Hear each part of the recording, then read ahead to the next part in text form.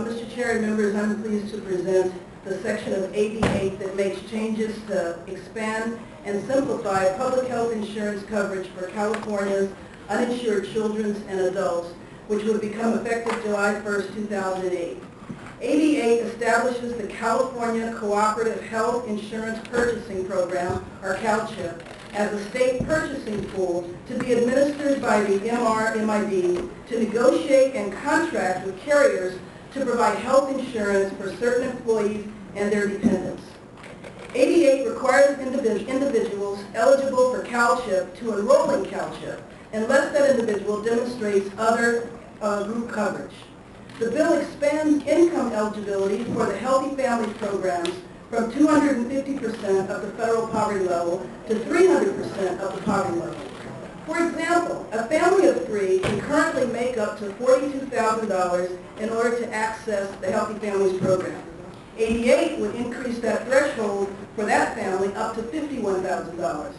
Children in this expansion population would pay monthly premiums of $22 to $25 per child, with a maximum monthly premium of $75 per family. The bill keeps families together by establishing a Medi-Cal floor at 133% of the poverty level for all children ages 1 to 18. Right now, low-income families with children of different ages find themselves split between Medi-Cal and the Healthy Family programs, which is significant because they have different networks and cost-sharing requirements. For example, under current law, infants 0 to 1 and families with incomes up to 200% of the federal poverty level are eligible for Medi-Cal. However, children ages 1 through 5 can stay in Medi-Cal only if their family doesn't exceed 133% of the poverty level. The income limits changed again for children ages 6 to 18. They are eligible for Medi-Cal only if their family income is below 100% of the federal poverty level. No wonder that this is so confusing for so many families. Under AB 8, all children ages 1 to 18 with incomes below 133% of the federal poverty level would be eligible for Medi-Cal. And all children ages 1 to 18 with incomes between 133% and 300% of the poverty level would be eligible for the Healthy Family program.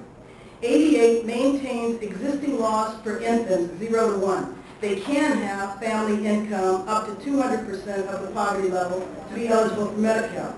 Most importantly, AB 8 makes coverage available to all low-income children regardless of documentation status. This is the right thing to do and the practical thing to do. Disease knows no border, and we know if children don't have access to primary and preventive care, they get sicker and more costly to take care of down the line. The following are provisions relating to parents that would become effective July 1, 2008. AB 8 expands eligibility in Medi-Cal and Healthy Families to low-income working parents with family incomes between 100 and 300% of the poverty level.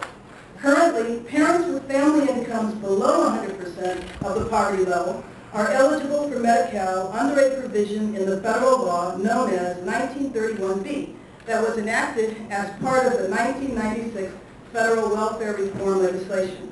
AB 8 expands Medi-Cal 1931B coverage to 133% of the poverty level and keeps families together by enabling the parents of children ages 1 to 18 to receive coverage through the same program as their children.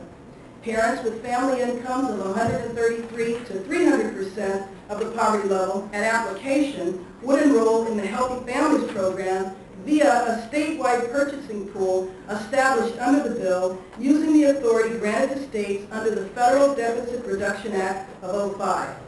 The next provisions describe assistance with premiums, insurance premiums. All of us know one of the key barriers to coverage is that working families, particularly parents, are often unable to afford taking up coverage in a high-cost state like California. AB 8 helps employees take up employer-sponsored coverage by establishing a premium assistance program for all employed individuals and their dependents that are eligible for Medi-Cal or Healthy Families. The state will receive a federal match for premium assistance payments that will A, help employees pay their premiums, and B, buy them up to a benefit and cost-sharing standard equivalent to what they would have received on public coverage. The following are enrollment simplification procedures that would also become effective July 108.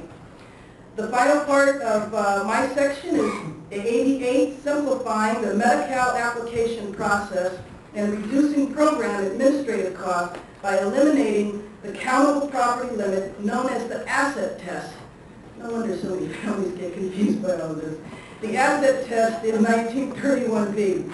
Under current law, in order to be eligible for 1931B Medi-Cal coverage, a family's countable property cannot exceed certain dollar thresholds depending upon the number of people in the family. For example, a family of 3 can't have a savings account of greater than $3,150. Because 88 is expanding the 1931B program to low-income working adults that will have some assets, the asset test needs to be eliminated in order to expand coverage. Now I'd like to ask Assemblyman Dilatory to speak about the insurance market reforms contained in 88.